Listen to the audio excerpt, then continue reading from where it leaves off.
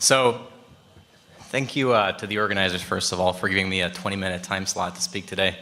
2 years ago, I gave a lightning talk here, and I'd given a talk in a China International Art Conference presentation 2 weeks earlier, and I reused the slides for that, and they ended up being 50 pages. So I gave a 50-page lightning talk in 7 minutes. So I'm that guy, if you remember that. I'm going to try to talk a little slower this time. Approximately still the same number of pages, but hopefully we can actually get through them at a more moderate pace this time. So again, my name is Robert Krasnowski. I go by Rob K typically. Wonder why. So blame my parents for that one. I work at Avant. We're a online consumer lending company doing unsecured installment loans anywhere between 600 and 750 FICO range.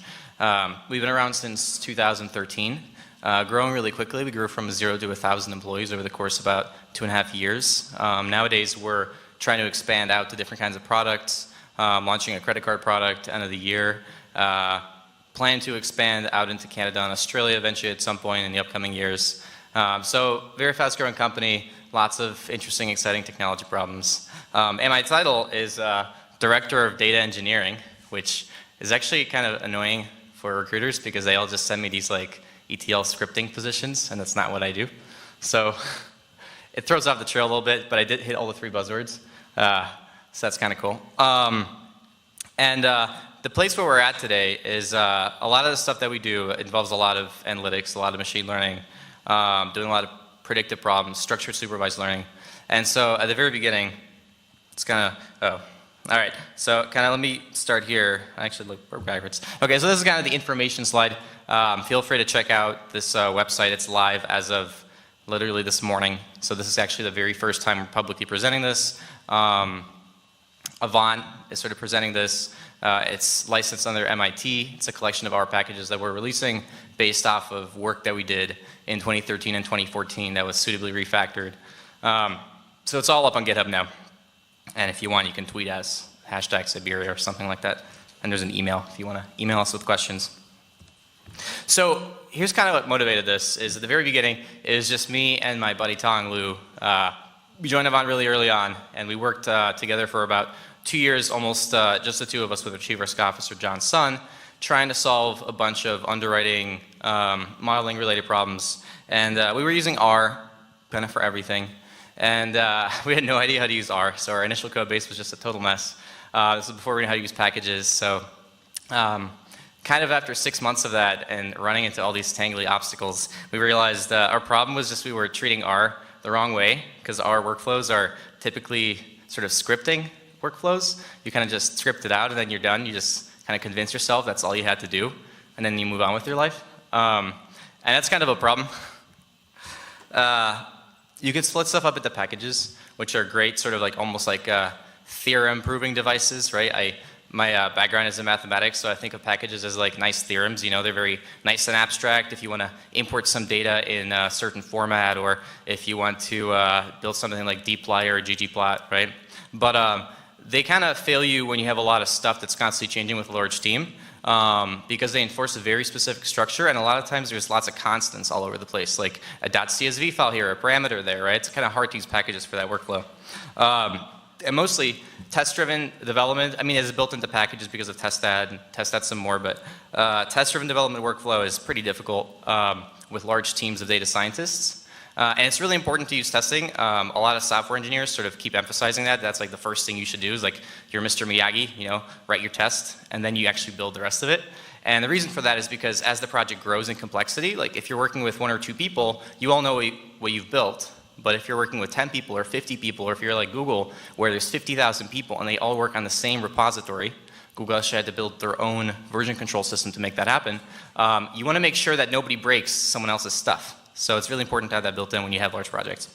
So this is an industry-wide problem. Kind of the canonical example here is the 2014 paper by Google, where they ran into 35 different problems related to sort of messy workflows and machine learning. And some of the stuff is intended to stymie these problems. So kind of the solution we came up with is go back to the roots and think more like a developer. So you want to architect a system. There's kind of these frameworks called like Rails or Django for web development. So this is what developers do.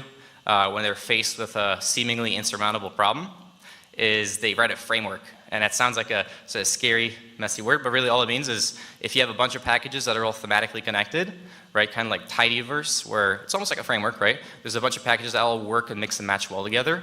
Kind of like the Unix operating system has a bunch of tools like cat, ls. You guys probably use these on a day-to-day basis that all do one job well, but using something like a piping operator, right, you can kind of mix and mesh them together. So Syberia kind of is built on the same idea. It's a framework for building complex projects in R. The modular design unit is called an engine. We'll cover that in a second. And today we're going to release something called the modeling engine, which is intended just to give like a simple example of how to use this kind of stuff in practice. So here's kind of the template I want you to have in your mind. Again, going back to the simplest example, and given that oftentimes there's so much emphasis, right, on these big data tools, like Shalard covered earlier, which kind of end up with you tripping all over your own feet. I think it's really mindful to walk before you run. So this is sort of the simplest modeling setup I want you to have in mind is you import some data from a data source. You clean it up so that it's ready for input into a statistical classifier. Then you play with some parameters and you make a model, and then you export your object so you can use it later to validate sets or run in real time. So the modeling engine here is the boss that kind of coordinates everything, and there's 4 R packages involved here. Mungebits kind of handle the cleaning stuff. Tundra handles the storing the model object for serialization. Director holds the sort of holding together the hierarchical directory structure project together, and then StageRunner is the execution system for actually executing each of these 4 ovals you see. So here's kind of typically how we started back in 2013, is we would source an R script, right? Very common workflows. You just source your script. But the problem with that is it's very hard to really reuse components, especially if you kind of aren't mindful about, if you have a 1,000-line script, right, and someone points you to line 725 and says, run this. It's kind of annoying, and it's also, as it grows, becomes harder and harder to kind of realize how to make effective use of that. So in Syberia, we kind of replace that with resource, and we actually encourage you to never use source again, simply because it encourages that kind of scripting mentality. So with resource, what you do instead, here you can kind of see we're resourcing something called libadapters S3. So S3 is Amazon's cloud storage, where you can kind of upload files out into the cloud. Here, we're trying to say, give us an object, so kind of R object, that can read and write to and from S3.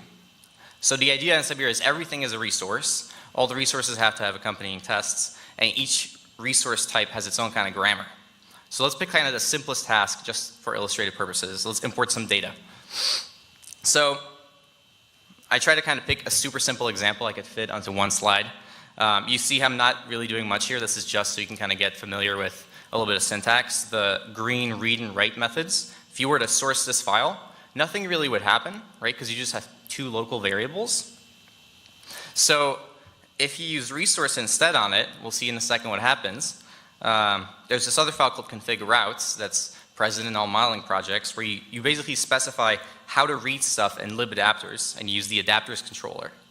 So if you call resource on this libadapters S3 guy and then call $write on it, then that allows you to write stuff using this S3 store method. And if you call read, it allows you to pull stuff from S3. Even if you open a new R console, it's on the cloud now, right? So you should be able to read it.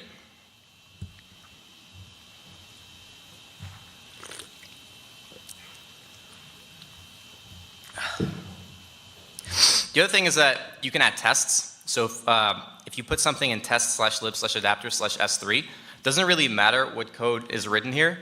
I'm just trying to sort of show you that you can test whatever was written in the earlier slides. And when you run the tests, you can kind of see your nice little green dots, and sometimes you get a smiley face. That's, thanks to Hadley, 1 every 10 times you get a smiley face. And so going back, how is this stuff put together? Well, libadapters gets matched up to the adapters controller. The adapters controller, again, this isn't what it really looks like in practice. I kind of just simplified it down so you can see it in one slide. Think of an adapter class as being like some S3, S4, R6 class with a read and write method. And then the blue stuff is given by Syberia. It's kind of like a grammar Syberia gives you, input.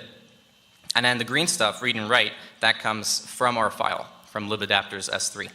And this green thing input, what it's really doing is if you've ever called the source function, there's a second argument you can pass where you actually give it an R environment to source with. And when you source it with that R environment, read and write actually become keys in that environment. So it can actually extract them out and make them available somewhere else. So that's really the magic that's happening under the hood. It's really not magic at all. It's just making use of R package-based functions. So you can kind of think about how you could generalize this to more fancier examples. Here I'm just relying on a different package called S3MPI for doing the real grunt work. You can unroll that into the actual code that goes into that package. But you can think about reading and writing from a CSV file, from a database, right, from some sort of JSON store, like any sort of reading and writing you can kind of abstract into read and write mechanisms with some options. So this abstracted away the storage backend, and the idea is that the lib adapters directory now has one uniform syntax. The adapters controller tells us that all adapters must have a read and a write method, and that's it. So there's no more scripting, there's no more messy stuff. You kind of instantly know everything in libadapters has to feel and look like this. And so that's pretty powerful because it means that whether we're trying to read from S3 and store to S3 with large files, or read from the file system and store to the file system with smaller files, we can use the exact same code. So the premise here is that everything's a resource, kind of like in Unix, everything is a file, right? In Syberia, everything is a resource. Each resource produces a single R object. So this encourages finding common interfaces, and work becomes super reusable, ideally, if you find the right abstractions, instead of being locked away on line 725 of your script. So going back to our sort of prototypical modeling pipeline, you got to import some data, clean it, model it, and export it. So that was one simple example with adapters. If you zoom into what this actually looks like, the high-level model parameterization, there's going to be a file called a model file that is actually going to parameterize these 4 different stages. And I want to focus on the data stage now, where we actually clean up the data. So each single line in this data stage uses the munchbits controller. So this is a different controller with a different grammar that does a totally different thing. So here again, you have sort of green stuff, which is going to be tied to the controller later. Instead of having read and write, we have train and we have predict. So kind of take a look at this.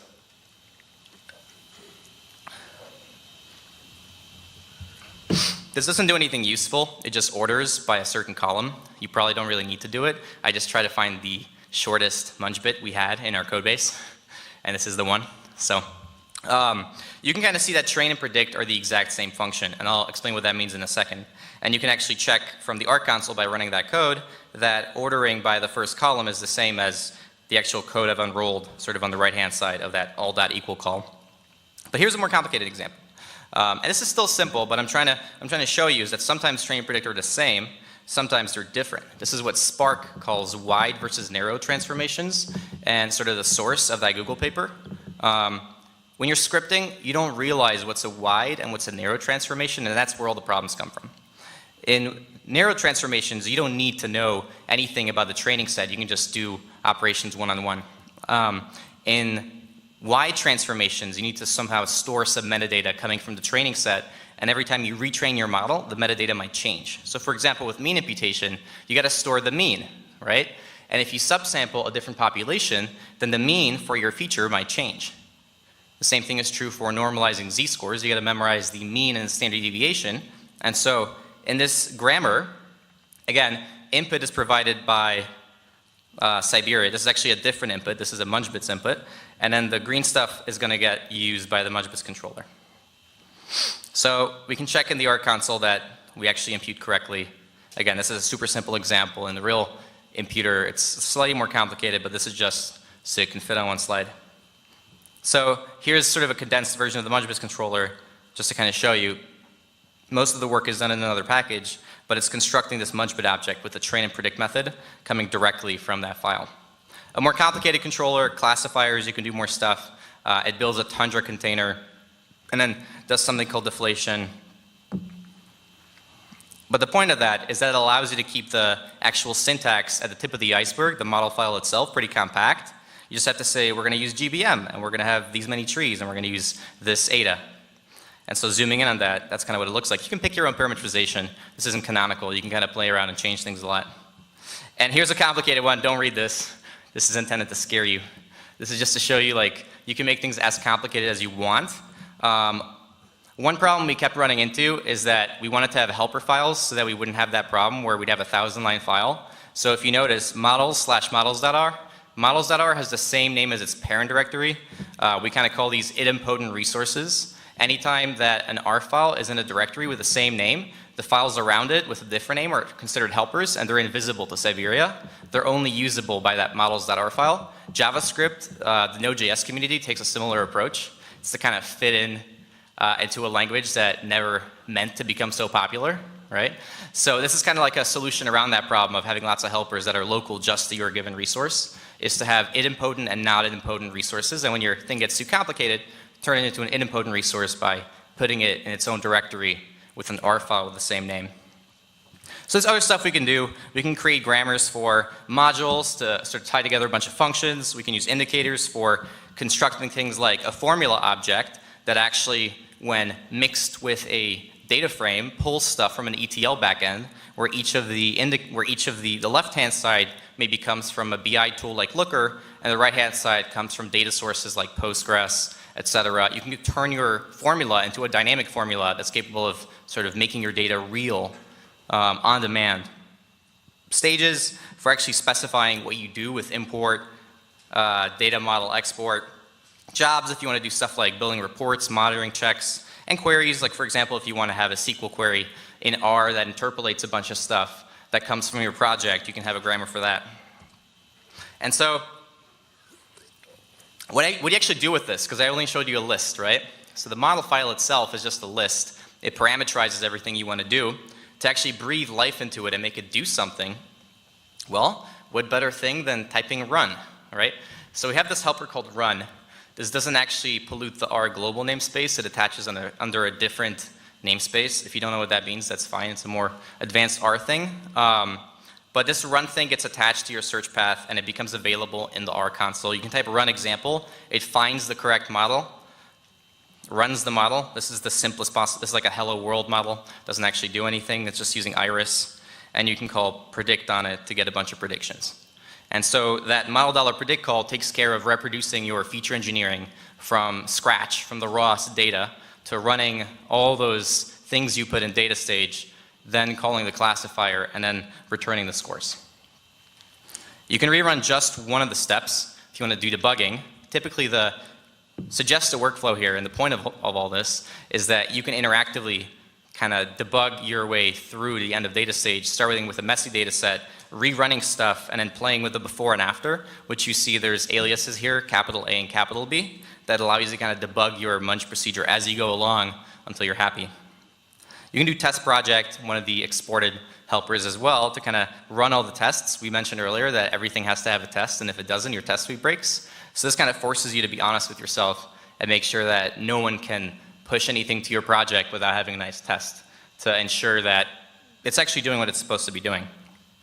The other big thing is that things get complicated. Here's a bunch of dependencies that are getting loaded. Each of these are packages.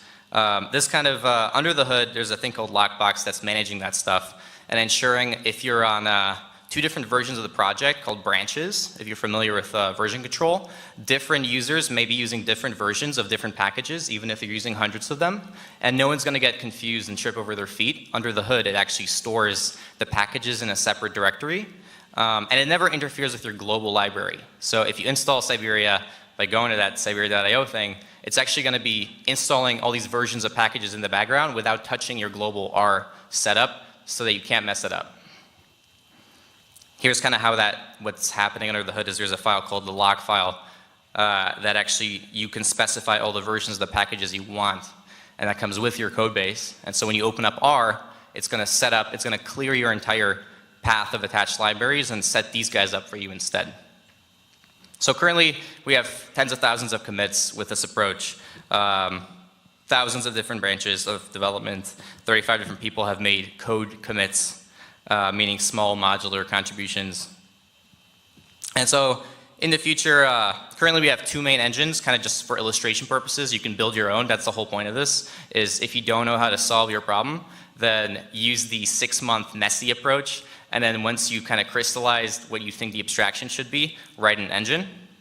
So I thought, while I was like kind of listening today, so I kind of added this stuff last minute, how would you, for example, do like high frequency trading using Syberia? Well, kind of the craziest idea I had was, what you could do is you could define a backtesting engine in Grammar, which is kind of similar to this, but it would be used for trading backtesting strategies. Using it to visualize and test stuff. Defining resources to transfile R to VHDL or something if you want to get the optimal performance out of it, and then push it to FPGA arrays and trade in real time, having a separate team maintain the actual R stuff, and a separate team of engineers translating your munch bits and whatever else you have into FPGA code. So here's a thank you to all the Avantis. 2 of them are here today, Jason French and David. If you guys could just clap for them for like 10 seconds, that would be awesome.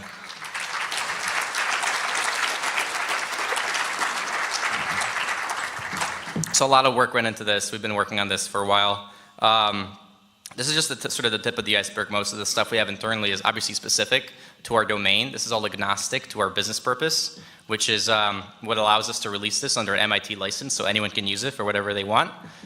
Depending on the actual thing this is going to get used for, you may wish to kind of customize it a little bit, but all that stuff should be in the documentation. So, Syberia A, go check it out.